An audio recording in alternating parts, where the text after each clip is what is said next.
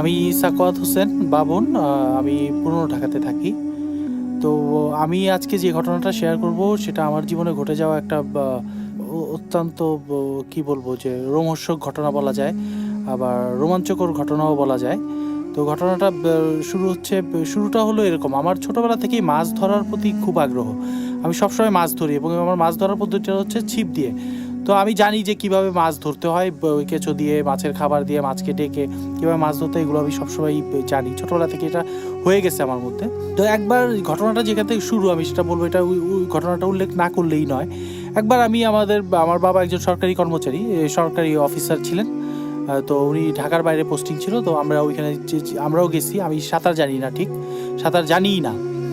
তো আমরা গেছি। পরে আমি ওইখানে একটা পুকুর ছিল, আমরা যেই বাড়িতে ছিলাম ওই বাড়িটা মল্লিক সাহেবের বাড়ি ছিল এবং একটা বিরাট বড় একটা মজগুনি পুকুর ছিল। তো আমি একদিন ওইখানে একটা আম গাছের নিচে বসে একা একাই স্কুল থেকে ফিরে একা একা মাছ ধরছি। ছোট ছোট পুঁটি মাছ উঠে, তো আমি কেঁচো দিয়ে মাছ ধরতেছিলাম। হঠাৎ করে একটা বিশাল টান আমি অনুভব করলাম এবং অনেক ছিপ ধরে রাখতে চাইছি যে ছিপ আটকে মাছটাকে তুলে ফেলবো, কিন্তু না, মাছটা আমাকে নিয়ে পুরো আমি ধাপাস করে পানির মধ্যে পড়লাম। তার কিছুক্ষণ পরে আমি বুঝতেছি আমি পানি খাচ্ছি। পানি খেয়ে হাত পাও ছুটতেছি চারিদিকে বাঁচার জন্য, কিন্তু না, পানির নিচে, পায়ের নিচে কিছু পাচ্ছি না এবং আমার বুক ধকধক করতেছিল এবং একসময় আর কোনো কিছু মনে নাই। আশেপাশে কেউ ছিলও না যে আমাকে বাঁচাবে। তো কিছুক্ষণ পরে আমি চোখ খুলে যখন তাকালাম, কতক্ষণ পরে আমি ঠিক জানি না, চোখ খুলে তাকালাম, দেখলাম যে আমি ওই আম গাছটার নিচে শুয়ে আছি। আমার ছিপটা পানিতে মধ্যে ভাসতেছে এবং আমাকে কে বাঁচালো, কিভাবে আমি ওইখানে উঠলাম, এটা আমার কাছে এক বিশাল রহস্য। যাই হোক, আমি এবার মূল ঘটনায় চলে আসি। আমার ছোটবেলার সেই মাছ ধরার নেশা কিন্তু এখনও কাটে নাই। আমি কিন্তু তারপরে বড় হয়েছি, বিভিন্ন জায়গায় যখনই যেই পুকুরে গিয়েছি মাছ ধরেছি এবং সাঁতারটা শিখে নিয়েছি বিধায় আমার কোনো ভয় ছিল না, ভয়টা চলে গেছিলো। তো আমি বিভিন্ন জায়গায় পার্টিসিপেট করতাম, যেমন ওই যেখানে টিকিট কেটে মাছ ধরার একটা সিস্টেম আছে। তো আমি 2টা টিকিট সবসময় কাটতাম সব জায়গাতে। এবং আমার কিছু বন্ধু বান্ধবও 2টা গেছে যারা মাছ ধরতে পছন্দ করে। দেখা গেলো উইকেন্ডে আমরা ঢাকার বাইরে চলে যাই, বিভিন্ন জায়গাতে চলে যাই, কখনো নিজেদের গাড়ি অথবা অফিসের গাড়ি ব্যবহার করি। তো অফিসের গাড়ি হিসেবে যখন ব্যবহার করায় মতি মিয়া যে নামে এক ড্রাইভার ছিল, সে সবসময় সেও মাছ ধরতে পছন্দ করতো। সে আমার সাথে প্রতি শুক্রবারে তাকে খবর দিলেই হইতো, আর অফিস থেকে পারমিশন নিলেই হইতো যে গাড়িটা আমি শুক্রবার নিয়ে যাচ্ছি, এটা জানতো সবাই। তো একবার খবর আসলো যে আমার এক বন্ধু ফ্রেন্ড খবর দিল যে বুলতা নামের একটা দিঘি আছে বুলতা এলাকায়। এটা ঢাকা সিলেট মহাসড়ক হাইওয়ের পাশে পড়ে আর কি। তো আমি খবর পেয়ে বললাম যে ঠিক আছে, টিকিট করো। বৃহস্পতিবার তাকে কনফার্ম করলাম। ও বললো যে আমি টিকিট কেটে রাখছি, 2টা কাটি। হ্যাঁ, 2টাই 2জনে করবো। আমি বললাম তোমার জন্য কাটবা না আলাদা? কয় না, আমি 2টা কাটি, তুমি আসো। আমি বললাম যে ঠিক আছে, তাহলে কাটো, কনফার্ম করো। ও আমাকে রাতেও ফোন দিয়ে বললো যে কনফার্ম, কালকে 2টা টিকিট কেটে রাখছি, টিকিট তুমি এখানে আইসা তোমার নাম বললেই হবে, আর আমি তো থাকবোই। তাও ঠিক আছে, আমি মতি মেয়েরে ফোন করলাম, মতি কালকে সকালে চলে আসো, 6টার মধ্যে চলে আসবা বাসায়, তোমরা রওনা দিব মাছ ধরার। ও মতি খুব খুশি, মাছ ধরার কথা শুনলে মতি সবসময় খুশি হয়, আর এর জন্য ওর সাথে আমার আন্ডারস্ট্যান্ডিংটা খুব ভালো। তো মতি 6টার জায়গাতে সেদিন ও আর 6টার সময় আসতে পারে না, 8টা সাড়ে 8টার দিকে আসছে। আর আমি বললাম যে মতি তুমি এত দেরি করলা? বলে স্যার সকাল থেকে বৃষ্টি হচ্ছে। আমিও দেখলাম যে কয়েকবার বারান্দায় বের হয়ে দেখছি যে বৃষ্টি হচ্ছে। আর মতি মিয়ারে ফোন দিতেছিলাম, ওর বাসায় একটা ফোন আছে, সেটা তখন তার মোবাইলের সিস্টেমটা ছিল না। তো মতির বাসায় ফোন ছিল, ওকে আবার ডাইকা দিতে হইতো।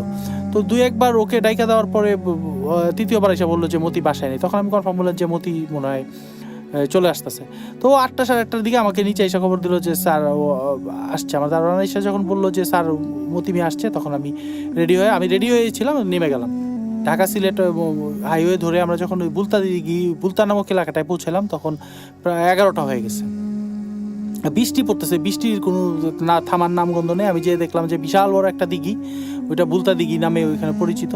তো দিঘিটা দেখে আমার ভালো লাগছে। আমি বললাম যে এখানে মাছ আছে, হ্যাঁ এখানে মাছ পাওয়া যাবে। মাছের গন্ধ যেন আমি পাচ্ছিলাম। তো আমি আমার যেই সব খাবারটা মাছের জন্য যেসব জিনিসপত্র নিয়ে আসছিলাম, সেগুলো নিয়ে আমি ওইখানে যারা ছিলেন তাদের একজনকে জিজ্ঞেস করাই বললো যে আপনার জন্য এইখানে একটা চকি রাখা আছে, এইখানে আপনি মাছ ধরেন। তো জায়গাটাও আমার বেশ ভালো লাগলো, যে একটু ছায়ার মধ্যে, একটা পাশাপাশি একটা গাছ আছে, কড়ই গাছ, বিশাল কড়ই গাছ ওইখানে। তো আমি ওইটার নিচে আমার চকিটা পাতা, তো আমি ওইটার মধ্যে বসে আমি মাছ করলাম। আমি খুঁজলাম যে আমার বন্ধুটা আসার কথা, ওরে দেখলাম যে উনি কই। খবর নিয়ে দেখলাম যে ও আসতেছে না। ও তখন আর ওইখানে ফোন দেওয়ার সিস্টেম নাই, তখন আমি আমার মতো মাছ ধরতে পারলাম। তো ঘন্টা 2-1-এর মধ্যে মাছ ধরা তো একটা ধৈর্যের ব্যাপার। 2 ঘন্টা 2.5 ঘন্টা অতিক্রান্ত হয়ে গেছে, কোনো মাছ পাইনি। আমি এর মধ্যে চার দিয়েছি, ওই যে বিভিন্ন জিনিস একত্র করে ফেললে মাছ ওইটার গন্ধে চলে আসে। তো একবারের জায়গায় 2 বার চার দিয়েছি।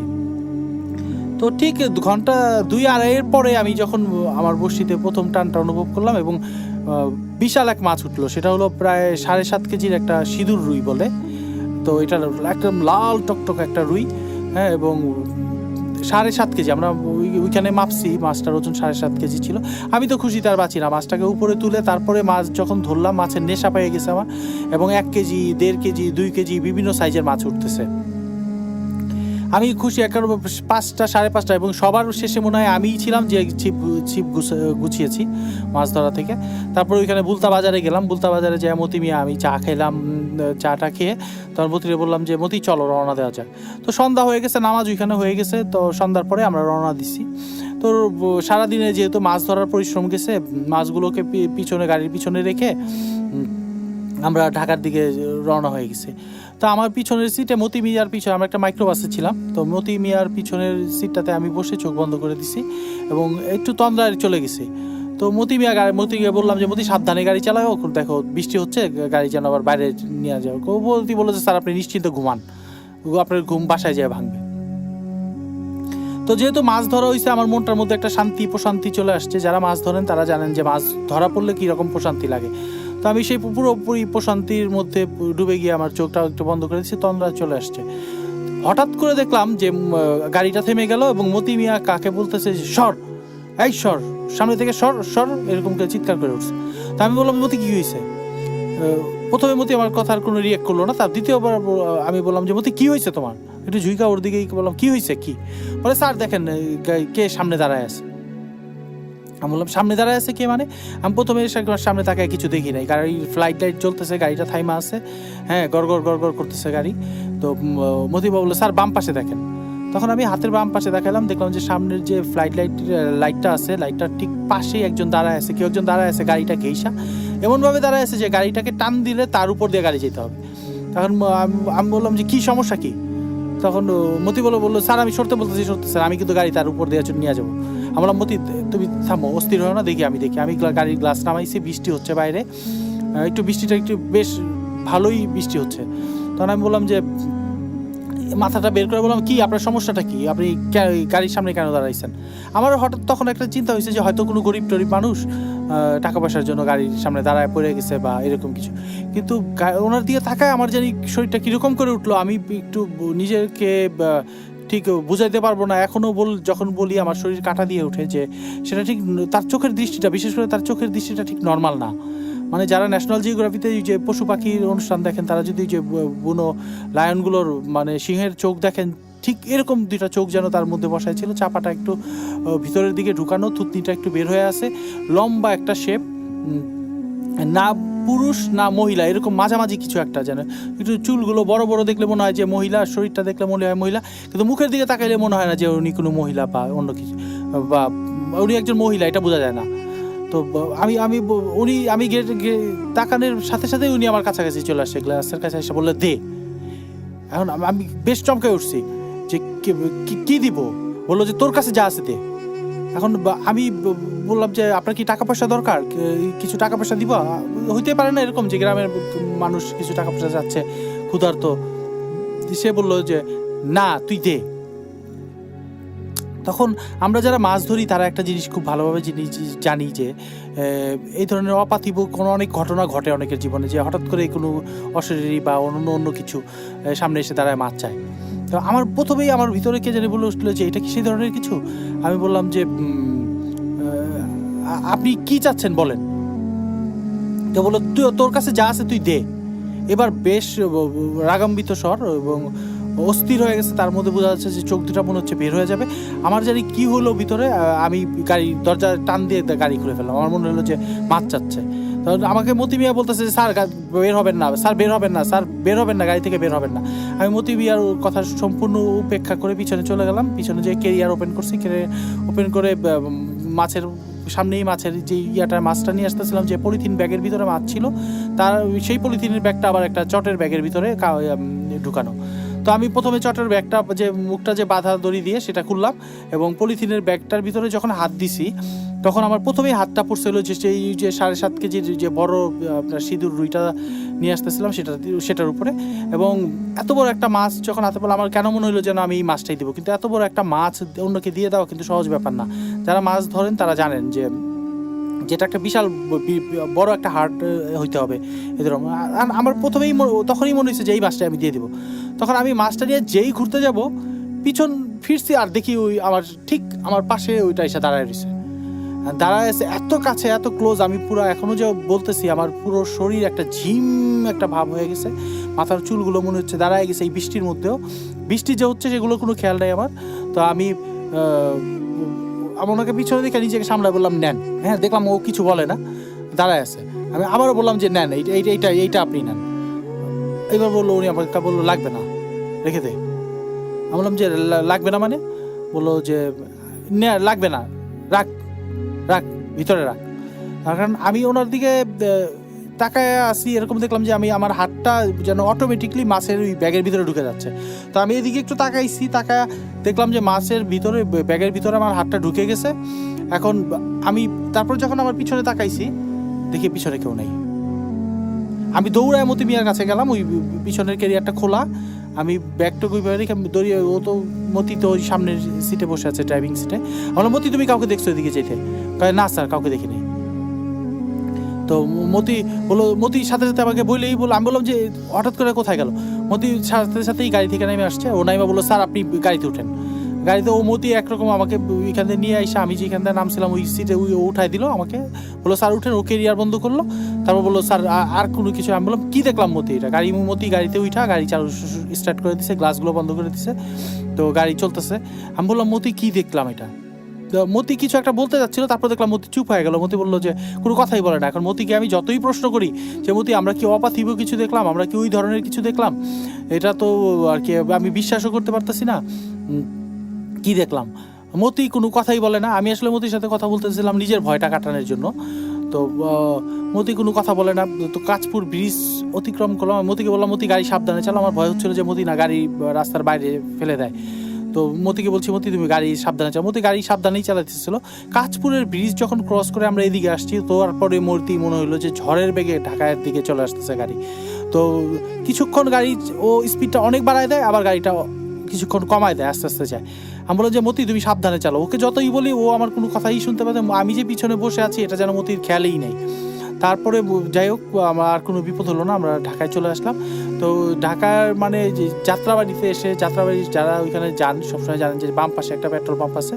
তো মতি পেট্রোল পাম্পটাকে ভিতরে গাড়িটা নিয়ে ঢুকাই দিয়ে মতি গাড়ি থেকে নামে আসছে, আমিও গাড়ি থেকে নামছি। মতি আমাকে জড়ায় ধইরা পুরো হাউমাউ করে কাঁদতেছে যে স্যার আজকে আমাদেরকে আল্লাহ বাঁচাইছে, আমাদেরকে ঢাকায় ফেরার কথা ছিল না। আমি বললাম যে মতি কি এরকম একটা মাছ চাইছে, মাছ দিয়ে দিছি, সব শেষ। মানে আমরা জানি যেটা চাই এরকম দিলে আর আপদ হয় না।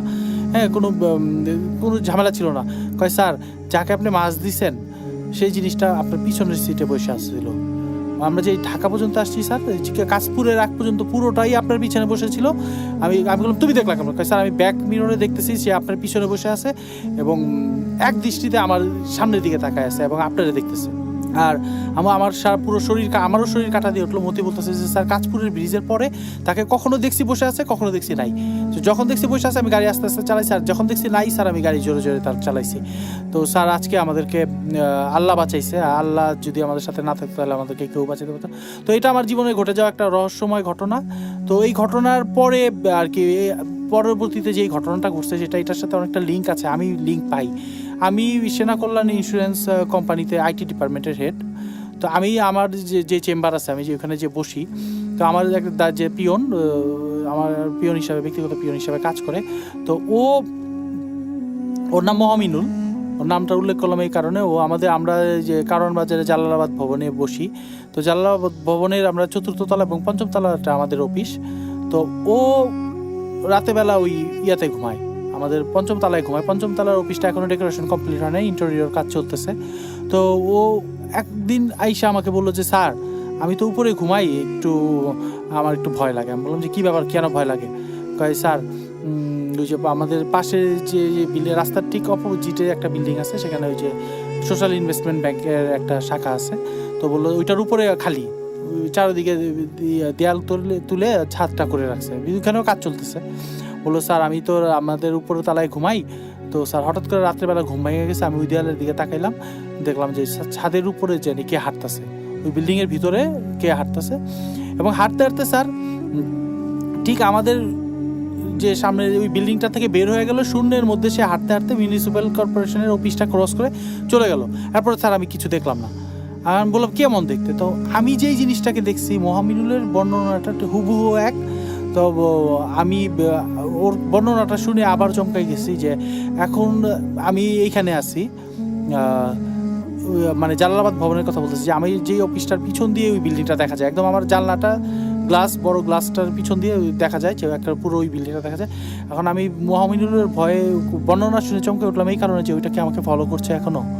আমি কিন্তু মাছ ধরা ওই ঘটনার পরে অনেক কমিয়ে দিয়েছি, এখন সহজে মাছ ধরতে যাই না।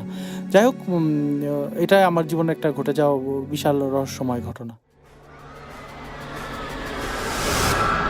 ভূত এফএম বইমেলা থেকে শুনছেন ভূত এফএম এবং আপনাদের সবাইকে আরও একবার স্বাগত জানাচ্ছি। এবং চলছে অমর 21-এর স্পেশাল এপিসোড। এবং এই এপিসোডটিতে সবচাইতে বড় ব্যাপার যেটা, সেটা হচ্ছে কোনো বিজ্ঞাপন বিরতি নেই, শুধু ঘটনা, শুধু ভয়। সাথে আছে ফারনান। চলে যাব ফারনানের ঘটনায়। হ্যালো লিসেনার্স, আমি ফারনান পুরান ঢাকা থেকে এসেছি। আর আমি এখন যে ঘটনাটা শেয়ার করব সেটি আমাকে একজন মেইল করে পাঠিয়েছেন এবং ওনার নাম হচ্ছে জাহিদুল হাসান। উনি খুলনায় থাকেন। তো ঘটনাটা প্রায় 12 বছর আগের পুরনো একটা ঘটনা এবং উনি আমাকে মেইলে যেভাবে লিখে পাঠিয়েছেন আমি ঠিক সেভাবে আপনাদের সাথে শেয়ার করার চেষ্টা করব। তো উনি ঠিক 12 বছর আগে ওনার কোয়ালিফিকেশন যখন শেষ করেন তখন খুলনা শহরে একটি চাকরি পেয়ে যান। এবং উনি যখন এই জবটা পান তখন ওনার বাসা ছিল খুলনার কোনো একটা গ্রামে, মানে অনেক ভিতরে শহর থেকে। তো উনি যখন ওই যেখানে অফিস সেখানে আসার জন্য তার অনেক সময় লেগে যেত। তো এরপরে উনি যেটা করলেন যে খুলনা শহরের আশেপাশে কোনো একটা বাসা খোঁজা শুরু করলেন, কারণ আসা যাওয়া অনেক সমস্যা হয়, এই কারণে খুলনা শহরে একটা বাসা সে খুঁজে বের করার চেষ্টা করলেন। তো খুঁজতে খুঁজতে একটা বাসা সে পেয়ে গেলেন এবং এই বাসাটা ছিল আপনার খুলনা শহরেই এবং অফিস থেকে ওনার বাসার দূরত্ব ছিল প্রায় আধা ঘন্টা। তো বাসাটা প্রথম দেখাতেই তার খুব ভালো লেগে যায় এবং বাসাটার বর্ণনা আমি একটু দিব। বাসাটি ছিল এমন যে বাসার একতলায় ছিল আপনার ঔষধের গোডাউন এবং দোতলায় ছিল ছোট ছোট রুমের একটা ফ্ল্যাট এবং বাসার মালিক থাকতো খুলনা শহরের অন্য একটা বাসায়, মানে এই বাসায় মালিক থাকতো না। তো খুব ছোট একটা বাসা এবং বেশ পুরোনো আমলের একটা বাসা। তো ওনার বাসাটা দেখার পরে বেশ পছন্দ হয়ে যায় এবং বাসার পেছনের দিকে আরেকটা যেটা ছিল, যেটা আমি বলবো যে বাসার পেছনে ছিল একটা ডোবা এবং বাসার পেছনের ডোবার পাশে ছিল আপনার একটা অনেক ছোট বাগানের মতো একটা জায়গা এবং সেই বাগানটা ক্রস করার পরে বেশ কিছু দূর গেলে ঝোপঝাড়ের মতো জঙ্গল। এই ছিল টোটালি বাসাটা। তো বাসাটা প্রথমে দেখার পরে তার বেশ ভালো লেগে যায় এবং সেই বাসাটা অ্যাডভান্স করে আসে এবং এরপর তিনি ঠিক সেই তার যে আসবাবপত্র, তার যে জিনিসপত্র সব কিছু নিয়ে সে ঠিক সেই বাসাটায় উঠে পড়ে। যেহেতু বাসাটার নিচে ছিল গোডাউনের ওষুধের গোডাউন এবং উপরের তলায় যেহেতু সে নিজে একাই থাকবে, তো সম্পূর্ণ বাসাটা মোটামুটি তার নিজেরই দেখতে হয়, এরকম একটা কন্ডিশন ছিল তখন। এবং সে যেহেতু অবিবাহিত ছিল, তাকে একাই থাকতে হবে সেই দুটো রুমে। তো যাই হোক, সব কিছু নিয়েই সেই বাসায় উঠলো এবং বাসাটা যেহেতু অনেক পুরনো ছিল সেটাকে পরিষ্কার করতে অনেক সময় লেগে যায়। সে সম্পূর্ণ সেটেল হয়ে যায় বাসাটাতে এবং সেই দিন রাত্রে সব কাজ শেষ করে খাওয়া দাওয়া সেরে যখন ফ্রেশ হয়ে সে ঘুমাতে যাবে, অনেক সারাদিনের ক্লান্ত থাকার কারণে তার প্রচুর ঘুম আসে এবং সে রাতে ঘুমিয়ে পড়ে। কিন্তু একটা সময় হঠাৎ করে তার ঘুম ভেঙে যায়। ঘুম ভাঙার সাথে সাথে দেখে যে রাত্রে ঠিক ঘড়িতে বাজে রাত 12টা এবং তার বিছানার ঠিক মুখোমুখি অবস্থায় ছিল একটা জানালা এবং সেই জানালাটার পাশে ঢাকা ছিল একটা সাদা পর্দা দিয়ে। সেই সাদা পর্দা দিয়ে শুধু বাহির থেকে চাঁদের মৃদু আলো বিছানায় পড়ছিল। সমস্ত ঘরটা ছিল অন্ধকার। তো এই অন্ধকারে সে আর কিছুই দেখতে পাচ্ছিল না। তার আর ঘুম আসছিল না। সে চিন্তা করলো যে না, আমি একটু সেই বাগানটা থেকে ঘুরে আসি, যেহেতু নতুন পরিবেশ, নতুন বাসা, ঘুম নাও আসতে পারে, একটু বাগান থেকে ঘুরে আসি, তাহলে ঘুম আসতে পারে হয়তোবা। তো সে যেটা করলো যে হাতে একটা হেরিকেন নিল এবং হেরিকেনটা জ্বালিয়ে আগুন ধরিয়ে সেই নিচে নেমে বাগানের দিকে হাঁটার জন্য গেল। সে বাগানটা বেশ ভালোভাবে হাঁটছিল। বাগানটা সম্পূর্ণ ছিল অন্ধকার, ওখানে কেউই ছিল না, কোনো মানুষ ছিল না। সোজা বেশ কিছুদূর যাওয়ার পর একটা ঝোপঝাড়, এবং ঝোপঝাড়ের পরে জঙ্গলের মতো বেশ কিছু খালি জায়গা। তো বাগানে হাঁটার সময় একটা সময় তার মনে হতে থাকলো যে বাগানের তাকে ফলো করছে কেউ তার পেছন দিক থেকে। সে যখন বাগানের মাঝামাঝি পর্যায়ে চলে আসে তখন হঠাৎ করে একটা অদ্ভুত কাণ্ড তার সাথে ঘটে বসে। তার হাতে যে হেরিকেনটা ছিল সেটার যে আগুনটা সেটা ধপ করে নিভে যায়। কিন্তু এটা একেবারেই অসম্ভব ছিল, কেননা সেদিন কোনো বাতাসও ছিল না যে হেরিকেনের আগুনটা বন্ধ হয়ে যাবে, কারণ হেরিকেনটা সম্পূর্ণ কাচের গ্লাস দিয়ে আটকানো ছিল এবং হেরিকেনের যথেষ্ট পরিমাণ তেল ছিল, এবং সাথে সে কোনো দিয়াশলাই যেহেতু আনেনি, তো হেরিকেনটা জ্বালানোর চেষ্টাও সে করতে পারল না। তখন সে মনে করলো যে এই ঘুটঘুটে অন্ধকারে এই বাগানের ভিতর তার বেশ ভয় লাগা শুরু করলো। একটা ঠান্ডা ভয়ের স্রোত তার উপর দিয়ে বয়ে চলেছে। সে চিন্তা করলো যে না, এই জায়গাটাতে আর থাকা চলবে না। এবং সাথে সাথে তার আরও মনে হচ্ছিল এই বড় বড় গাছগুলো থেকে কে যেন তাকে বারবার দেখছে। মনে হচ্ছে গাছগুলোর উপর থেকে তার দিকে কেউ যেন অনেক তাকিয়ে আছে তার দিকে। সে তখন যেটা চিন্তা করলো যে না, এই জায়গাটা আমি আর থাকবো না, আমি সাথে সাথে আমার রুমের দিকে চলে যাই। সে দৌড়ে রুমের দিকে যখন গেল, একটা অদ্ভুত রকমের শব্দ তার কানে আসলো। সেটা হচ্ছে, মনে হচ্ছে কেউ যদি ফুপিয়ে ফুপিয়ে কাঁদে, যেরকম কান্নার শব্দ শোনা যাবে ঠিক সেরকম একটা শব্দ, অনেক করুণ সেই কান্নার সুর। সেই কান্নার শব্দ শুনে তাকে কি ছেলে বলা যায় না মেয়ে বলা যায় কিছুই বোঝা যাচ্ছিল না। এবং এই কান্নার শব্দটা আসছিল দীপি তার রুম থেকে, দোতলার উপর থেকে। একটু আগেও সে দোতলার রুমে ছিল, তখনও তো কেউ ছিল না, কেই বা কাঁদছে এত রাতে। তার রুমের লাইটটা জ্বালিয়ে সে বাগানের দিকে আসছিল, কিন্তু এখন দেখে যে রুমের লাইটটাও নেভানো। সে বেশ ভয় পাওয়া শুরু করলো। সে কান্না শব্দটা এখনও শুনছে। সে যেটা চিন্তা করলো যে একতলার গেটটা খুলে আস্তে আস্তে করে উপরের দিকে ওঠা শুরু করলো। সিঁড়িতে যখন তখনও সেই কান্নার শব্দ। যখন সে তার রুমের দরজাটা খুলতে যাবে ঠিক তখনই কান্নার শব্দটা একদম বাতাসের সাথে মিলিয়ে গেল। আর কেউ সেখানে কান্না করছে না। সে সাথে সাথে রুমের ভেতরে গেল, দেখলো যে রুমের লাইটটা নেভানো। সাথে সাথে রুমের লাইটটা জ্বালালো এবং নিজের মনকে সান্ত্বনা দেওয়ার জন্য ঘরের প্রত্যেকটা কোণা খুব ভালো মতো খোঁজার চেষ্টা করলো যে আসলে কান্নার শব্দটা কোত্থেকে আসছিল। কিন্তু সারা বাড়ি খোঁজাখুঁজির পরেও সে কিচ্ছু পেল না। সে একটা সময় ভেবে নিল এটা হয়তো বা আমার হ্যালোসিনেশন হবে, কেন সেদিন সে অনেক বেশি টায়ার্ড ছিল, কিছুই করার ছিল না। এসব ভেবে হঠাৎ করে সেই রাত কোনো মতে সে পার করে দেয়। তার সাথে আর কোনো সমস্যা হয়নি। এর পরের দিনের ঘটনা আমি এখন বলবো। এর পর দিন সে অফিস সেরে টুকটাক বাজার সেরে তার বাসায় ফিরতে ফিরতে সন্ধ্যা পেরিয়ে প্রায় রাত হয়ে গেল। ঠিক সে যখন বাসার দোতলায় উপরে উঠল, তার রুমের পাশে যখন সে তালাটা খুলে ভেতরে ঢুকবে, ঠিক তখনই সে একটা অদ্ভুত শব্দ আবারও শুনতে পেল। এবং এই শব্দটা হচ্ছে তার রুমের ভেতর থেকে আসছে। মনে হচ্ছে রুমের ভেতরে 10 থেকে 12 জন লোক যদি একসাথে কথা বলে ঠিক যেরকম শব্দ হবে ঠিক সেরকম শব্দ। গ্লাস যদি টেবিলে রাখার যেরকম শব্দ, প্লেটগুলো রাখার শব্দ ঠিক সেরকম শব্দ। মনে হচ্ছে ভেতরে 10 থেকে 12 জন লোক অনেক জোরে জোরে কথা বলছে, হাসছে, এরকম একটা শব্দ সে শুনতে পাচ্ছে। তখন তার অদ্ভুত ভয় লাগা শুরু হলো যে বাসায় কি চোর আসলো। এই বাসার রহস্যটা সে কোনো মতেই উদ্ঘাটন করতে পারেনি। গতকাল রাতে ছিল কান্নার শব্দ, আজকে আবার এরকম। সে চিন্তা করলো হয়তো বা বাসায় কোনো চোর এসেছে। সে সাথে সাথে যেটা করলো, যে চিন্তা করলো যে না, সে এখন আর রুমের তালাটা খুলবে না। সাথে সাথে নিচে চলে গেল এবং সে চিন্তা করলো যে কাউকে নিয়ে যদি উপরে গেট খোলা যায় তাহলে চোর ধরা যাবে। সে সাথে সাথে যেটা করলো, তাদের বাসার বাহিরে একটা মুদির দোকান ছিল, সেখানে 2 জন লোক বসা ছিল, তাদেরকে নিয়ে সেই দরজাটা খোলার জন্য গেল। দরজাটা খুলতেই সে অবাক হয়ে গেল। ভেতরে লাইট নেভানো, কিচ্ছু নেই। মনে হচ্ছে 7 থেকে 8 ঘন্টা এই রুমে কেউই আসেনি। প্রথম একটা প্রাণী ঘরে প্রবেশ করলো। কিচ্ছু ছিল না ভিতরে, কোনো গ্লাস ছিল না, কোনো প্লেট ছিল না, কিচ্ছু ছিল না। এতক্ষণের যে হইচই করার শব্দ কিছুই তার আর সেখানে গেট খোলার পরে সে দেখতে পেল না। তারপর সে ফ্রেশ হলো, কাজটা সব কিছু সেরে যখন ঘুমাতে যাবে, এইসব 9-6 ভাবতে ভাবতে, এই বাড়ির রহস্যের কথা ভাবতে ভাবতে হঠাৎ কখন যে ঘুমিয়ে পড়লো সেটা সে জানে না। অনেক রাত্রের দিকে আবারও তার ঘুম ভেঙে গেল এবং ঘুম ভেঙে এবার যেটা সে দেখলো যে তার রুমের তার খাটের যে ঠিক বরাবর যে জানালাটা সাদা পর্দা দিয়ে ঢাকা ছিল, ঠিক সেই জানালাটাই কে যেন দাঁড়িয়ে আছে। জানালাটার কার্নিসের উপর কে যেন দাঁড়িয়ে আছে এবং সেটা শুধুমাত্র তার দিকেই চেয়ে আছে। তার কাছে মনে হচ্ছে যে বাতাসের ঝাপটায় সেই জিনিসটা, পর্দাটা বারবার সরে যাচ্ছে এবং সেই অদ্ভুত প্রতিকৃতি তার চোখে পড়ছে। এবং সেটা ছিল এমন যে ওটার 2টা চোখ প্রচণ্ড লাল জলজলে তকতকে তার দিকে চেয়ে আছে প্রচণ্ড রাগান্বিত দৃষ্টিতে। সে সাথে সাথে প্রচণ্ড চিৎকার করে বিছানা থেকে উঠে গেল। সে প্রচুর ভয় পেয়ে গেল এবং সে দরদর করে ঘামা শুরু করলো। তার বোঝার বাকি রইল না যে এটা ছিল তার একটা দুঃস্বপ্ন, তার ঘুম ভেঙে গেল। সেই সাথে সাথে বিছানা থেকে উঠে লাইট জ্বালানোর চেষ্টা করলো, কিন্তু রুমের লাইট জ্বলছে না, ফ্যানও চলছে না, রুমের ইলেকট্রিসিটি চলে গেছে। সে সাথে সাথে তার সেই জানালাটা দিয়ে গেল যেখানে সে একটু আগে স্বপ্ন দেখেছে। দেখলো যে জানালাটা খুলে বাইরে কিচ্ছু নেই, বাইরে প্রচণ্ড ঝড়ের মতো বাতাস বয়ে চলেছে। একটু পরেই মনে হয় অনেক ঝড় নামবে, এরকম মনে হচ্ছিল। সে সাথে সাথে দেখলো আকাশের দিকে থেকে আকাশে প্রচুর বিদ্যুৎ চমকাচ্ছে, মনে একটু পরেই বৃষ্টি নামবে। প্রচণ্ড বাতাস, প্রচণ্ড মেঘের গর্জন, প্রচণ্ড ভয়ানক একটা অবস্থা। রুমের লাইটও জ্বলছে না। সে সাথে সাথে আবারও তার বিছানায় চলে গেল ঘুমানোর জন্য। কিন্তু এই রুমের যে অন্ধকার, গভীর অন্ধকার, ঘুটঘুটে কালো অন্ধকার, সে একসময় সহ্য হয়ে গেছিল তার।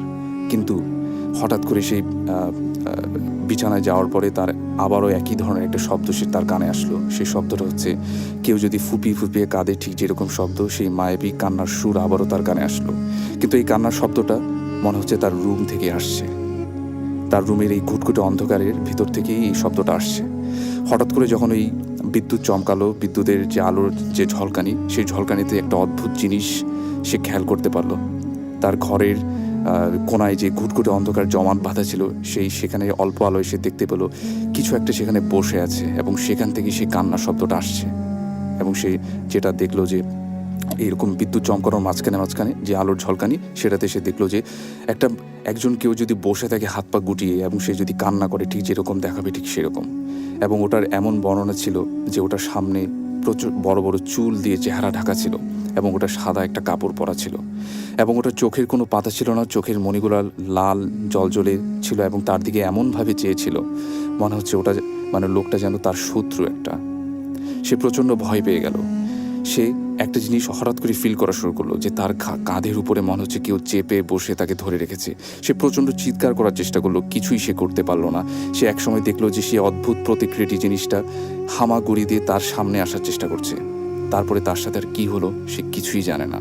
এরপর দিন অফিসে তাকে না পেয়ে তার কলিগরা তার বাসায় খোঁজ করে, এবং বাসায় যখন খোঁজ করার পরে বাসার দরজা ভেঙে তাকে তার খাটের নিচ থেকে সেন্সলেস অবস্থায় তাকে পাওয়া যায়। এরপর সে প্রায় 2 দিন অসুস্থ ছিল, হাসপাতালে ভর্তি ছিল, এবং এরপরে সে আর সেই বাসাটায় আর কখনোই যায়নি। এখনও সে মাঝে মাঝে সেই অদ্ভুত স্বপ্নটা এখনও বারবার দেখে। এই ছিল আমার ঘটনা। Thank you. শেষ হয়ে গেল আমাদের এই আয়োজন। অপেক্ষায় থাকলাম আপনাদের ফিডব্যাকের। যদি ভালো লাগে ফিরে আসবো বারবার।